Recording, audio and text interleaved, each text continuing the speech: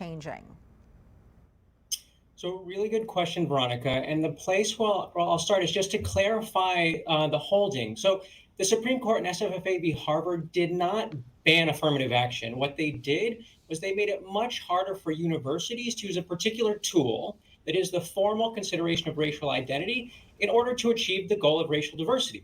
Now, even in Justice Roberts' opinion, he says that the goals proffered by Harvard and UNC, all of which sort of fall under the banner of racial diversity, were commendable.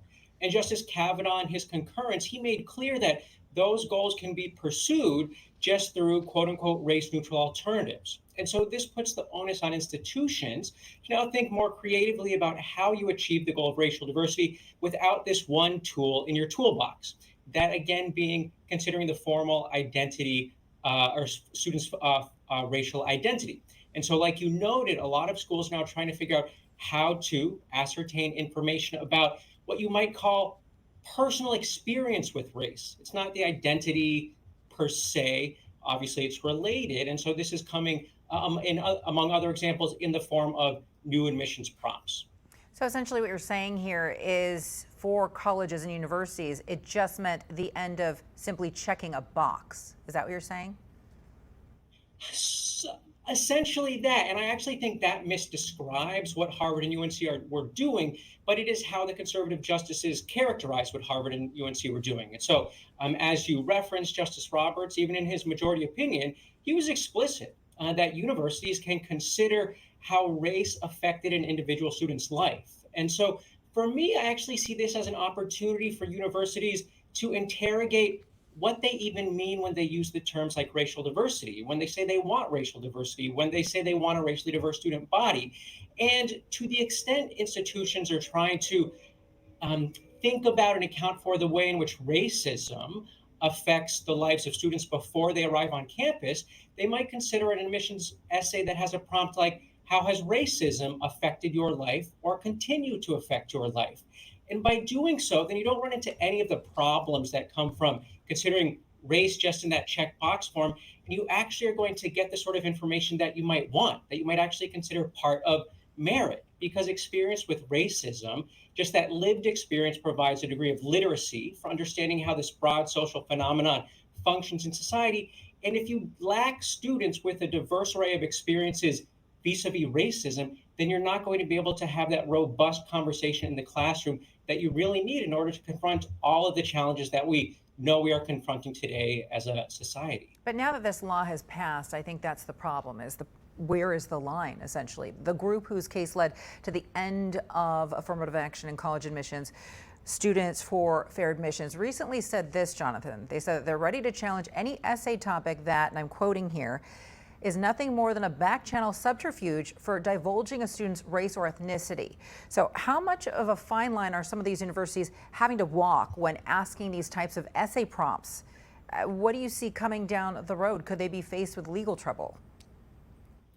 So I guess I'll offer a couple of responses. One, I'm already on the record encouraging universities not to read Ed Bloom's letters, because from the beginning, Ed Bloom and his right-wing backers have been interested in a pretty singular goal, and that is preventing universities from having any tool to remedy racial inequality. We've seen that not just in the admissions context, but also attacks on voting and just diversity in boardrooms. And so Ed Bloom's goal is a world in which universities cannot even have any tool to confront racism or racial inequality.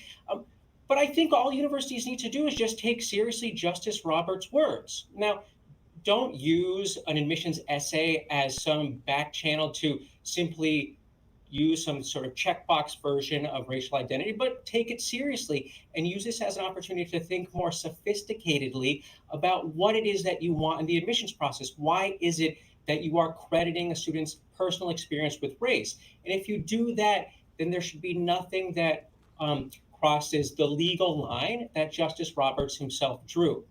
Now, that said, it's important to recognize that this attack on race-conscious admissions at Harvard and UNC is part of a broader set of political and legal attacks on racial equality itself. And we know that because in the same moment that Ed Bloom and his backers were saying, Harvard and UNC, if you want racial diversity, sure, that's fine, but you need to pursue it through race-neutral alternatives.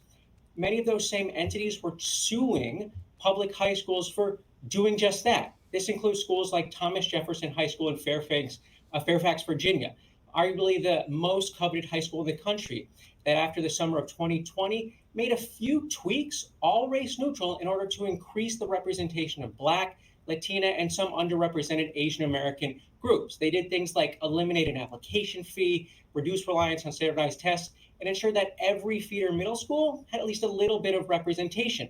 Now, that's all race neutral. That's all totally consistent both with Justice Roberts' opinion and what folks like Ed Bloom said Harvard and UNC should have done. But nonetheless, right wing legal shops like Pacific Legal Foundation sued.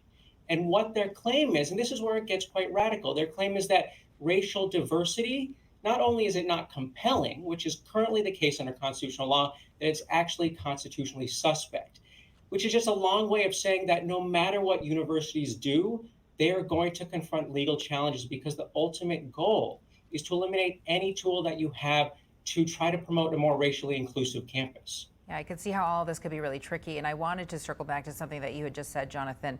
You had mentioned diversity in the boardroom. So even though this ruling has called for the end of affirmative action in college admissions, do you believe it's having an impact outside of schools? For example, maybe in the workplace? So it's a really good question. And I think it's having an impact not because it is legally requiring any changes. So if you just think about the boardroom, those are private entities that are neither governed by the Constitution nor Title VI, both of the laws that were at issue in the admissions litigation targeting Harvard and UNC. And so the legal ruling in SFFA has no bearing on efforts to diversify, to create more racially inclusive boardrooms. But the political project that targeted Harvard and UNC is also interested in preventing diversity efforts anywhere else. And so it does not surprise me that the same entities that backed SFFA are also trying to pressure, one might say coerce, CEOs and boards to jettison very modest practices that are really just meant to try to break down the barriers that have kept certain people and certain groups outside of those spaces, not just for the past couple decades, but for the past couple centuries. All right, Jonathan Feingold is a law professor specializing in affirmative action and anti-discrimination at Boston University. Jonathan, thank you so much for your time today. We appreciate it. Thank you.